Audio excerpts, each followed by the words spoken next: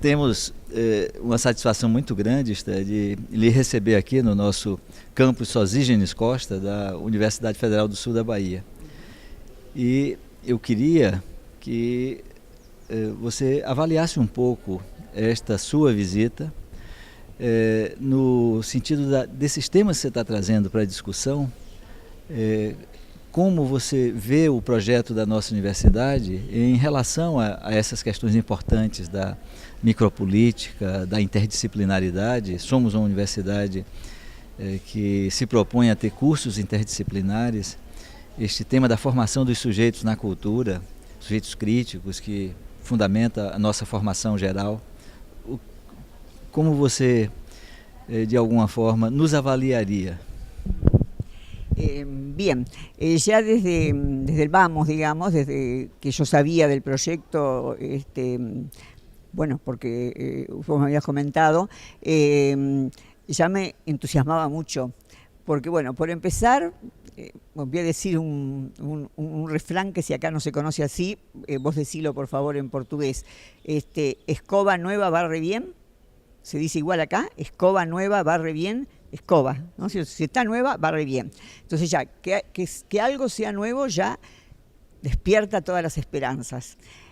Además, si eso, que no por solo, porque también puede ser nuevo y puede ser una cosa mala, si eso, bueno, viene acompañado por personas de experiencia como las tuyas y la de tu equipo, bueno, que ya has sido dirigente de otras universidades y que tenés toda una trayectoria, ya entonces tiene más crédito todavía.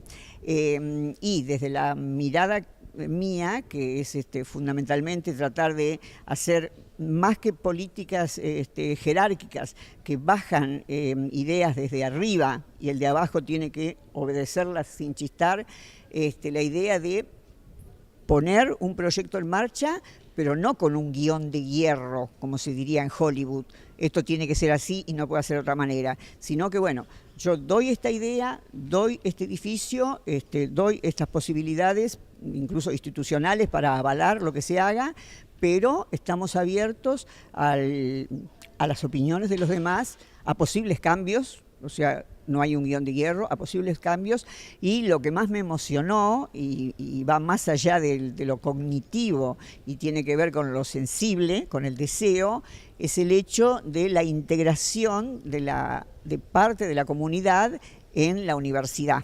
El desafío es grande, porque bueno, la universidad tiene que salir afuera también. Entonces, ¿cómo hacemos los académicos para salir a la sociedad y cómo logramos seducir a la sociedad para que además llegue a nosotros? Así que, bueno, estás en el mejor momento, desde mi punto de vista, estás en el mejor momento que puede tener una institución, que es cuando está todo por hacer y muchas ganas de hacer, porque supongo que además del deseo, detrás de esto habrá muchísimo trabajo.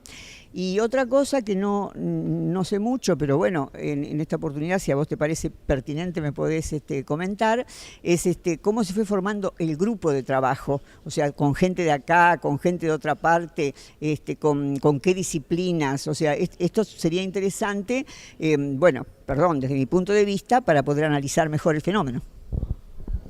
Muy bien, pero en su ponencia para nosotros esta mañana, el tema de la interdisciplinaridad desde un punto de vista político fue tratado también como conflicto en distintos niveles de conflicto y modalidades de conflicto. Y las respuestas a esos conflictos no son las aclaraciones espontáneas o solamente la resolución de problemas y superación de conflictos por su represión, pero mucho más yo entendí de la búsqueda de la energía de esos conflictos. ¿Qué agregas a eso? Bueno, en la Argentina tenemos un gran profesor de ética que se llama Ricardo Maliandi y que justamente hace poco le dieron un premio nacional. Fue mi director de tesis doctoral, que él dice, la ética es conflicto. Entonces los discípulos le solemos decir la sociedad es conflicto. Entonces, uno lo que solía hacer en la modernidad, digamos, en otras épocas, ante los conflictos, querer resolverlos y ponerle un punto final y listo, aquí no ha pasado nada. Y esta conflictividad de la que estoy hablando es justamente lo que propones vos. No nos hagamos ilusión de que vamos a solucionar el conflicto. Siempre una base de conflictividad hay. ¿Por qué? Porque habemos seres humanos, ¿no es cierto? Y donde hay seres humanos siempre hay una base de conflicto. Pero la ventaja, cuando el poder no es autoritario, o como decía yo, no es piramidal, sino que es horizontal y que circula entre los sujetos, entre las instituciones, entre la sociedad, la ventaja es que ese conflicto ya no es problema solamente de las autoridades, como es en las universidades tradicionales. Bueno, las universidades tradicionales, ¿cómo suelen solucionarse los conflictos, por ejemplo, de conducta? Bueno, con represión. Yo quiero creer que si hubiera un conflicto serio de conducta, por ejemplo, en esta universidad, no vendría una represión. Lo que vendría es ponerlo sobre el tapete y que todos lo discutamos. Por lo menos ese es el espíritu que yo creí captar en ustedes. Y una aclaración que hago respecto de cuando hablo de que el poder no es piramidal, sino que es horizontal o reticular, es que no estoy negando que hay lugares que tienen mucho poder, pero hay algo que no podemos olvidar, que el poder no se posee, se ejerce. Si uno deja de ejercer el poder, lo pierde. Voy a poner un ejemplo de mi país. Cuando falleció Perón, como uno de los líderes más grandes que hubo políticos en la Argentina, quedó su esposa, que era una mujer que no estaba preparada para el gobierno, ni era un líder político ni nada, Isabelita, y como era la vicepresidenta constitucional, quedó. Entonces, lo que se escuchaba en la calle, en todas partes, es hay un vacío de poder. Eso no justifica el golpe, por supuesto que no, pero me sirve como ejemplo para que el poder no se posee, porque ella institucionalmente lo poseería, entre comillas, porque era constitucionalmente la presidenta, pero no lo supo ejercer. Lo mismo pasa en una pareja, lo mismo pasa entre alumnos y profesores. Por ejemplo, en las escuelas medias, ¿cómo le dicen ustedes a lo que nosotros decimos secundarios? Escuela media. En la escuela media hay, por ejemplo, 2 aulas. Los 2 profesores poseerían, entre comillas, el mismo poder, porque tienen un título habilitante y fueron contratados o concursados para la institución. Y en una de las aulas hay unos problemas de conductas terribles. Y en la otra, todo el mundo escucha, participa, sigue la clase. Entonces quiere decir que el primero no ejerce el poder, por eso le pasan por arriba. El segundo lo ejerce. Y otra cosa, otro mito que yo quisiera destruir, o más aspiro a destruir, es el creer que el poder siempre es negativo. No, el poder puede ser negativo, por supuesto, pero el poder fundamentalmente es productivo, produce. O sea, si vos no tuvieras el espacio de poder que tenés en tanto rector, no podías producir esta maravilla que estás produciendo. Entonces, un artista plástico tiene que tener cierto poder para llevar adelante la Piedad de Miguel Ángel. Entonces, no hay que tenerle miedo a decir sí, me gusta el poder, pero sí hay que tenerle miedo, lo que he repetido mucho en mi palestra, no enamorarse del poder. Saber que lo estoy ejerciendo, pero en esa red que en este momento está muy denso, tengo mucho poder, pero que en cualquier momento pueden haber movimientos que ese poder se ralee un poco. Entonces, el gran desafío para quienes manejamos algún tipo de poder, en este caso en la educación, es cómo manejarlo para que sea productivo y a la vez circule. O sea, para que yo no sea el dueño del poder, sino que el poder es de todos, pero lógicamente tiene que haber responsables, no es una anarquía lo que propongo, tiene que haber responsables. El tema es que el responsable sepa escuchar al otro y sepa dialogar, y cuando es necesario también sepa poner los límites, porque bueno, así pasa con los hijos también, ¿no es cierto? También necesitan límites. Así que bueno, el proyecto en el que estás ahora entusiasmado es muy apasionante, pero también es muy desafiante, Así que por momentos quisiera estar en un lugar y por momentos quisiera correr de tu lugar. No sé cómo lo vivís vos eso. Sí, entonces es una cuestión de responsabilidad y también legitimidad, que hay poder legítimo y lo que legitima el fuente del poder trae lo que define ese origen. Por ejemplo, mucho del poder en la universidad es legitimado por las redes de investigación, las redes de investigadores que incluye en nuestra pauta temas que son totalmente externos en general a la universidad. Hay también una legitimidad jurídica. Somos una universidad pública, universidad federal, y estamos sometidos a las leyes de la nación. Y esa es una pequeña contradicción y quizá un conflicto entre la autonomía de la universidad, porque la legitimidad de una universidad también es puesta por la historia de todas las universidades ahí. No, y además la legitimidad también te la da, además de la legitimidad legal, que es correcto, está la legitimidad social. Porque, por ejemplo, voy a dar un ejemplo de la estética, porque a mí me parece que el arte muchas veces sirve para iluminar los problemas de la educación y los problemas de la ciencia. Hay una película japonesa que, bueno, en la Argentina se llamó Esposas y Concubinas, pero si es la traducción literal es linternas, China, linternas rojas, porque ocurre en el siglo XIX y un señor que es muy poderoso tiene esposas pero que son concubinas. Entonces cuando una se va poniendo un poquito más vieja, trae otra de 13, 14 años y en ese momento que transcurre la película hay 4 esposas y cada una tiene su esclava o su sirvienta. Y bueno, él también tiene relaciones con ellas, pero cada noche su hombre de confianza trae una linterna roja y la pone delante de la puerta de la casa de la mujer que eligió esa noche para estar con él. Entonces, todas las otras mujeres, las otras 3, las que quedan excluidas esa noche, hacen lo imposible para poder seducirlo para que otro día sea el elegido.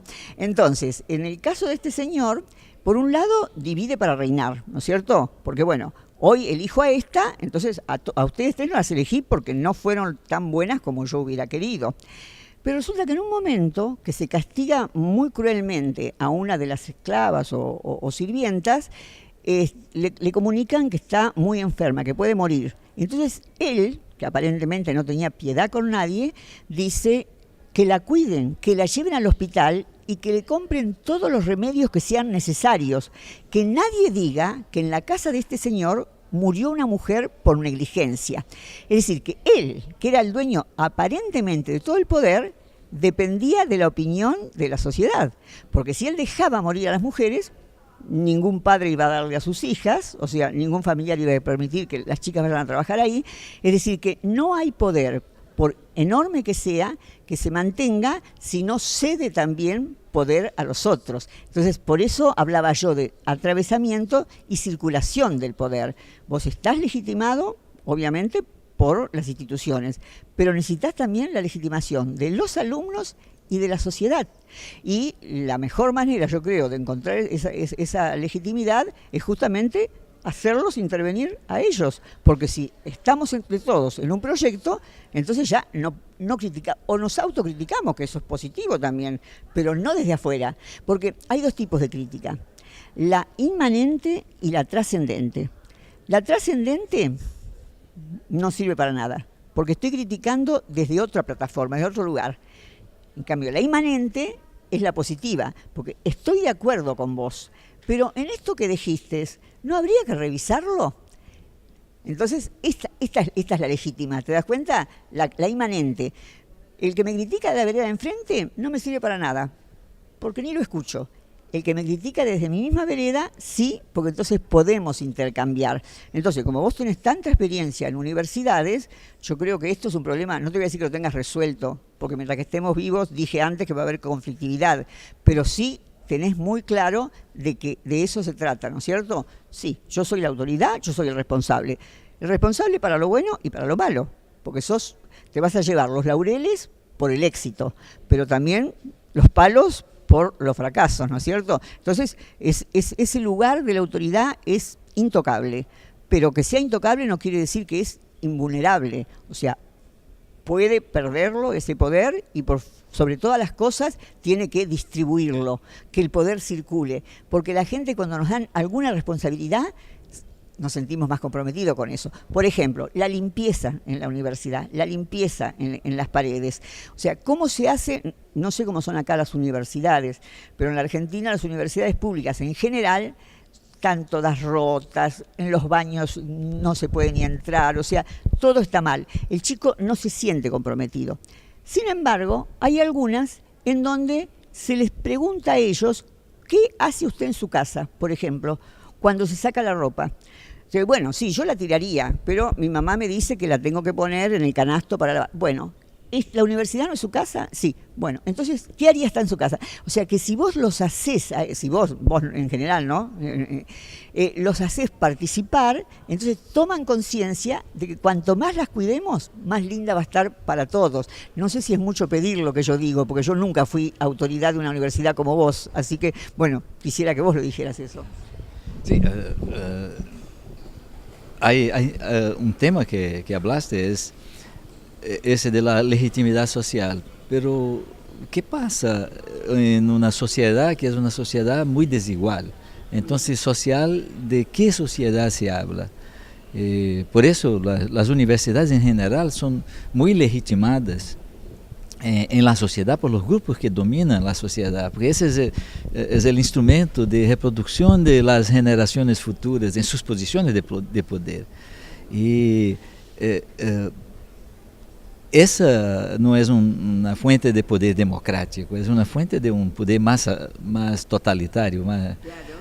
Y ese es un desafío, además de todos los otros, es que la fuente de legitimación social de nuestra universidad puede ser una otra sección, un otro segmento de la sociedad que no es el segmento que domina. Por eso, si la universidad es para ser un instrumento de emancipación, no puede ser legitimada por los grupos que hacen del poder su instrumento jerárquico de dominación. ¿No? Lógicamente, por supuesto. El tema es que además, en el caso de esta universidad, vos te enfrentás con otros problemas porque no hay muchos modelos de una universidad como esta. O sea, cuando uno pasa un poco con las mujeres que acceden al poder. En general, bueno, como milenariamente vivimos en una sociedad patriarcal, cuando las mujeres acceden a grandes espacios del poder, suelen tener actitudes masculinas, porque no hay modelo, ¿no es cierto? Entonces, no digo que no exista, pero hay pocas líderes que tengan un perfil propio, que no tengan que ser, bueno, como diría un psicoanalista, fálicas para poder llevar adelante su poder. Entonces, cambiando lo que hay que cambiar, lo mismo pasa acá con la universidad. El modelo que tenemos de universidad es un poco similar, creo, al modelo de los hospitales. En general es muy jerárquico, ¿no es cierto? Es muy jerárquico. Entonces, vos estás proponiendo, por un lado, que no sea piramidal en el sentido de la metáfora que yo largué, pero por otro lado, bueno, tu autoridad es intocable, porque, bueno, como pasa en una casa, o sea, autoridad tiene que haber, ¿no es cierto? Entonces, bueno, volvemos a lo del comienzo de la charla.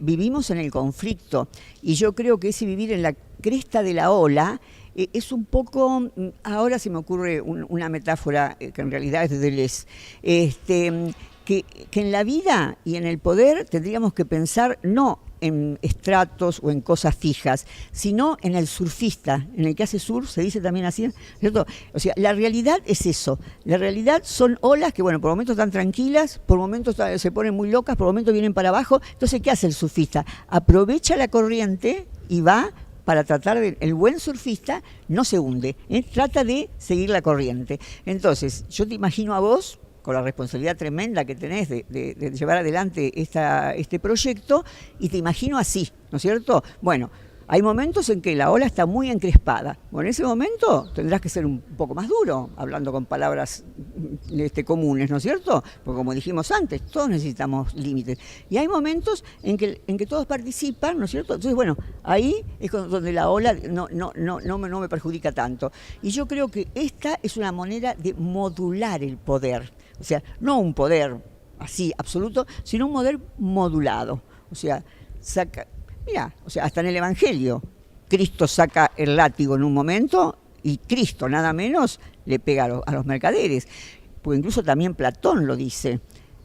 Hay iras que son justas, que son sanas, porque a veces una injusticia hace que entre en ira y que, como hace Jesús, que agarre el látigo y que pegue latigazos y nadie ve mal ese acto, porque el templo no era un lugar para hacer negocio. Entonces, cambiando lo que hay que cambiar, en la universidad hay muchas situaciones así, ¿cierto? Una cosa es la libertad, perdonando el lugar común, que voy a decir, y otra cosa el libertinaje, ¿cierto? Entonces, vos y quienes te ayudan en este proyecto tienen que estar atentos a eso. Sí, acá hay libertad, acá hay democracia, acá todo podemos opinar, pero de ahí a la anarquía, no, ese paso no lo damos. Entonces ahí sí tenés que ponerte el birrete y ser firme, ¿no es cierto? Creo que es así. Un último tema que me impresionó muchísimo en su contribución en ese encuentro es el tema de una epistemología política de la alegría institucional. Eso me marcó mucho y creo que a todos que te han escuchado, pero la idea de que es posible la construcción de una institución basada en el compartir, en la solidaridad, en valores de agregación, ¿no? de desagregación, es muy atractiva, muy interesante para el pensamiento sobre estrategias de conducción de un proceso que es un proceso complejo como ese. Y también el tema de las energías institucionales. Hay una circulación de energías que es necesario ponerlo en la dirección, una dirección constructiva y no una dirección destructiva. Entonces, me gustaría que si tú pudieras agregar algo más, elaborar más, un poco más de profundidad, ese tema aplicado a la universidad. Bueno, por empezar, para mí el conocimiento de por sí, a los que nos comprometemos con él, es del orden de la alegría. Que sea del orden de la alegría y del festejo no quiere decir que uno no pase noches en que tiraría los libros, que no sea un esfuerzo muy grande estudiar, pero justamente cuanto más grande es el esfuerzo para estudiar, cuando comprendo, es como el eureka, ¿no es cierto? ¡Qué felicidad! Comprendí. Por eso, a mí, lo que suelo decir yo, me gustaría que se me recuerde como una epistemóloga alegre, como que hice una epistemología alegre. ¿Y por qué alegre? Porque no es necesario ser triste para ser sólido. En la modernidad se creyó de que si había temas banales, por ejemplo, que había temas que no había que tratar, y que para ser sólido había que ser solemne.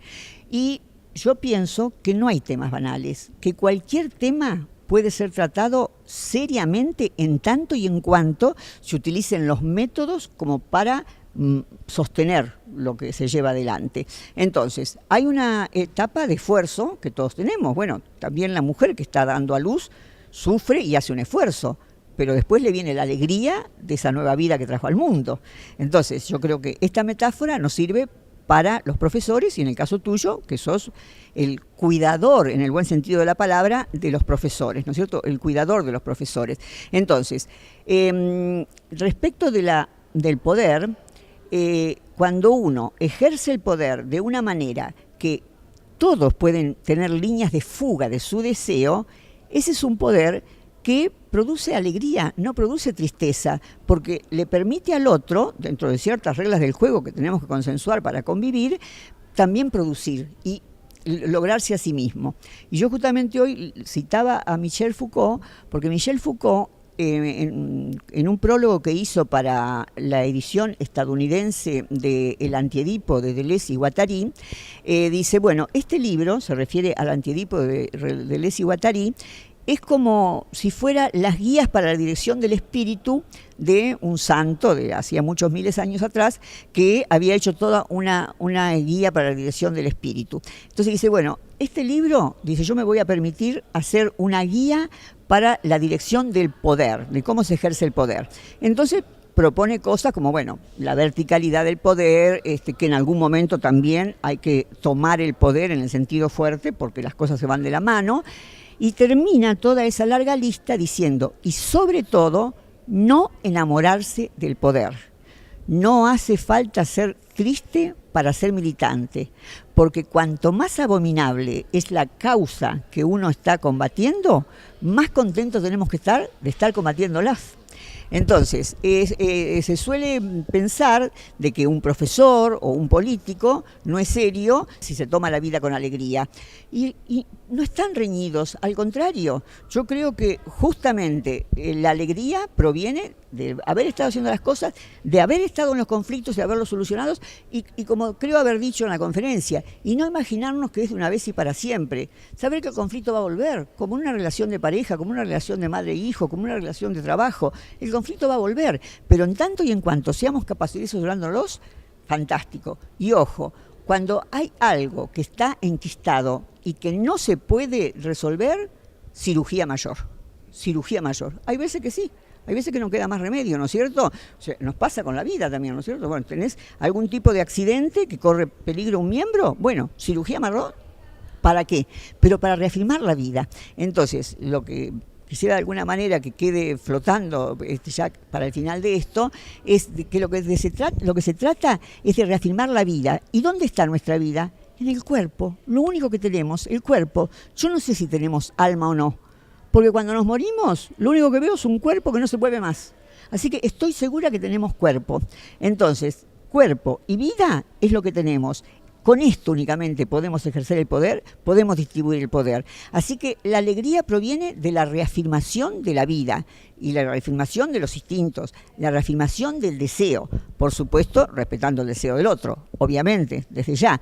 Pero a mí me parece que una epistemología alegre se condice perfectamente con una gestión universitaria alegre y con una clase alegre, porque una clase alegre no solamente da conocimiento, sino que hace que ese conocimiento prenda más, porque crece cual planta que, bueno, como además estoy viendo las plantas bellísimas que tenés en tu país, así estoy viendo, en esas plantas que veo, estoy viendo esta universidad creciendo y dando no solamente flores, sino también fruto, y también algún fruto que se va a caer, por supuesto. Gente que va a abandonar, gente que va a tener que decirle, señor, retírese porque usted no está preparado para socializar, y bueno, son las reglas del juego de la vida. Pero mientras la base sea la alegría de construir juntos conocimiento, yo creo que el optimismo está asegurado y por sobre todas las cosas defiendo una filosofía optimista.